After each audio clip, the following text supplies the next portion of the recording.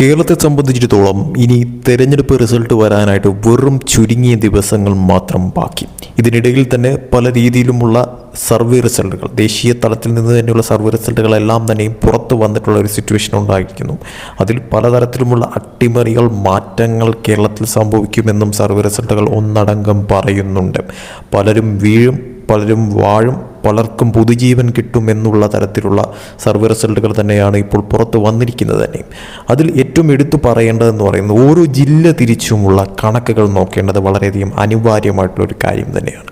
അതിൽ അന്തിമ ഘട്ടത്തിൽ, അതായത് തെരഞ്ഞെടുപ്പ് റിസൾട്ട് വരാൻ ഇനി ചുരുങ്ങിയ ദിവസങ്ങൾ മാത്രം ബാക്കി നിൽക്കെ അവസാന ഘട്ടത്തിൽ വന്നിരിക്കുന്ന സർവേ റിസൾട്ടുകളിൽ എന്താണ് സംഭവിച്ചിരിക്കുന്നത്, ഓരോ ജില്ലയിലും എത്രയെത്ര സീറ്റുകളാണ് ഓരോ പാർട്ടിക്കും ലഭിക്കുന്നത് എന്നുള്ള ഏറ്റവും പ്രധാനപ്പെട്ട ചോദ്യം നിലനിൽക്കുന്നുണ്ട്.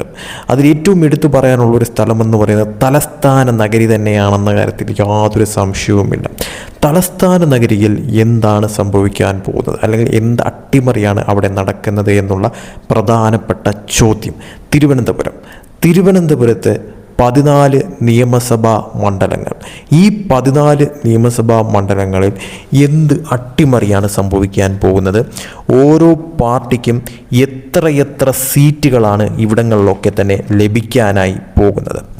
കാട്ടാക്കട, വർക്കല, ആറ്റിങ്ങൽ, ചിറയൻകീഴ്, നെടുമങ്ങാട്, വാമനപുരം, കഴക്കൂട്ടം, വട്ടിയൂർക്കാവ്, തിരുവനന്തപുരം, നേമം, അരുവിക്കര, പാറശാല, കോവളം, നെയ്യാറ്റിങ്കര ഒക്കെ തന്നെയും വളരെ അധികം ഇമ്പോർട്ടൻ്റ് ആയിട്ടുള്ളൊരു സ്ഥലം തന്നെയാണ്. കാരണമെന്ന് പറയുന്നത് ഇവിടങ്ങളിലൊക്കെ ഒരു ത്രികോണ പോരാട്ടമാണ്. തിരുവനന്തപുരം ജില്ല നോക്കിക്കഴിഞ്ഞാൽ ഇവിടെ ഭൂരിഭാഗമിടത്തും ഒരു കടുത്ത ത്രികോണ പോരാട്ടം നടക്കാനായിട്ടുള്ള സാധ്യതയാണ് നിലവിൽ ഉള്ളത് എന്നുള്ളതാണ് യാഥാർത്ഥ്യമെന്ന് പറയുന്നത്. കാരണം ഇവിടെ 3 പാർട്ടികളെ സംബന്ധിച്ചിടത്തോളവും എല്ലായിടവും ഒരുപോലെ സ്വാധീനമുള്ള ഒരു സ്ഥലം തന്നെയാണ്. BJPക്കായാലും അവരുടേതായ വോട്ട് ബാങ്ക് ഉള്ള ഒരു സ്ഥലം തന്നെയാണ്. അതോടൊപ്പം തന്നെ UDFനായാലും LDFനായാലും ഇവിടെ എന്താണ് സംഭവിക്കുന്ന മാറ്റം?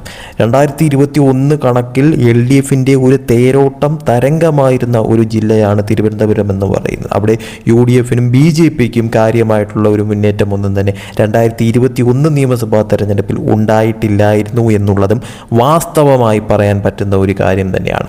ഇവിടെയാണ് 2026 സംഭവിക്കുന്ന അട്ടിമറികൾ, അതായത് ഭരണമാറ്റങ്ങൾ എന്തായിരിക്കും എന്നുള്ള ഏറ്റവും വലിയ ചോദ്യം എന്ന് പറയുന്നത്. ഇടതുപക്ഷത്തെ സംബന്ധിച്ചിടത്തോളം, അതായത് പുറത്തു വന്നിട്ടുള്ള സർവേ റിസൾട്ടുകളിൽ തിരുവനന്തപുരത്തെ കണക്ക് നോക്കുമ്പോഴത്തേക്കും ഇടതുപക്ഷത്തെ സംബന്ധിച്ചിടത്തോളം തിരിച്ചടി ലഭിക്കുമെന്ന് തന്നെയാണ് സർവേ റിസൾട്ട് ഒന്നടങ്കം പറയുന്നതെന്ന് പറയുന്നത്. അതായത് അവരുടെ നിലവിലുള്ള സീറ്റുകളിൽ നിന്നും പല സീറ്റും കൈവിട്ടു പോകുമെന്ന് തന്നെയാണ് സർവേ റിസൾട്ട് സൂചിപ്പിക്കുന്ന കാര്യമെന്ന് പറയുന്നത്. നിലവിൽ അവർക്കുള്ള സീറ്റുകൾ 10-ൽ കൂടുതലാണ്. അതായത് 13 സീറ്റുകളിൽ അവർ ഇപ്പോൾ തിരുവനന്തപുരത്ത് ഭരണത്തിലുണ്ട് എന്നുള്ളത് യാഥാർത്ഥ്യം തന്നെയാണ്.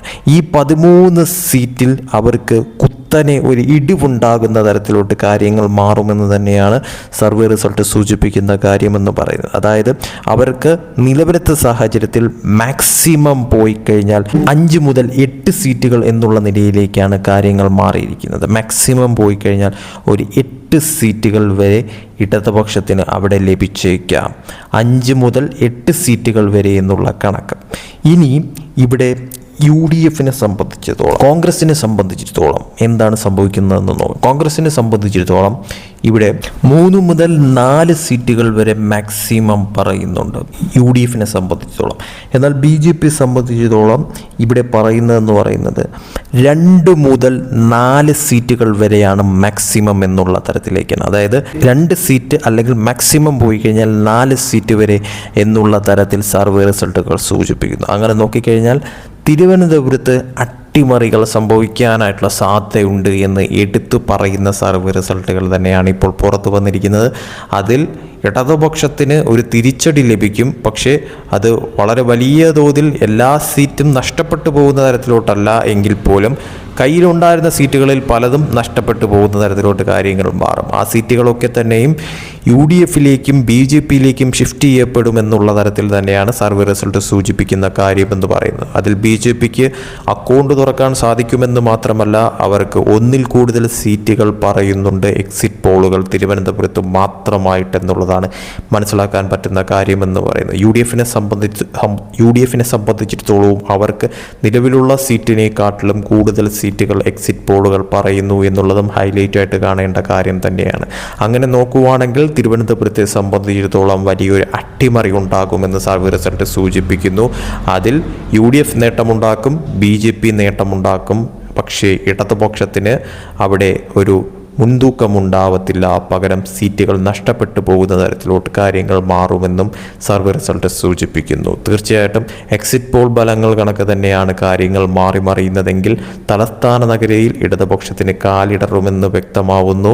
അവിടെ BJP അക്കൗണ്ട് തുറക്കുമെന്നും മാത്രമല്ല, അവിടെ വളരെ വലിയ തോതിൽ നേട്ടമുണ്ടാക്കാനായിട്ടുള്ള സാധ്യത നിലനിൽക്കുന്നു എന്നും സർവേ റിസൾട്ട് വ്യക്തമാക്കുന്നു. അതേസമയം UDFിനെ സംബന്ധിച്ചിടത്തോളം അവർക്കും ഒരു മുന്നേറ്റം ഉണ്ടാക്കാൻ സാധിക്കുമെന്ന് സർവേ റിസൾട്ട് വ്യക്തമായി പറയുന്നു. തീർച്ചയായിട്ടും കാത്തിരുന്ന് കാണേണ്ടത് അനിവാര്യമായിട്ടുള്ളൊരു കാര്യം തന്നെയാണ്. സർവേ റിസൾട്ടുകൾ പോലെ തന്നെ കാര്യങ്ങൾ മാറി മറിയുമോ, അതല്ല അതിനെയെല്ലാം കാറ്റിൽ പറത്തിക്കൊണ്ട് ഇടതുപക്ഷം വീണ്ടും ഒരു തരംഗമായി തലസ്ഥാന നഗരിയിൽ മാറുമോ എന്നുള്ളത് കണ്ടറിയേണ്ടത് അനിവാര്യം തന്നെയാണ്. എന്തായാലും UDFിനെ സംബന്ധിച്ചിടത്തോളവും അതേസമയം BJP സംബന്ധിച്ചിടത്തോളവും ഈ ഒരു എക്സിറ്റ് പോൾ ഫലങ്ങൾ തലസ്ഥാന നഗരിയിൽ വളരെയധികം പ്രതീക്ഷ നൽകുന്ന ഒരു കാര്യം തന്നെയാണെന്ന കാര്യം ഉറപ്പാണ്.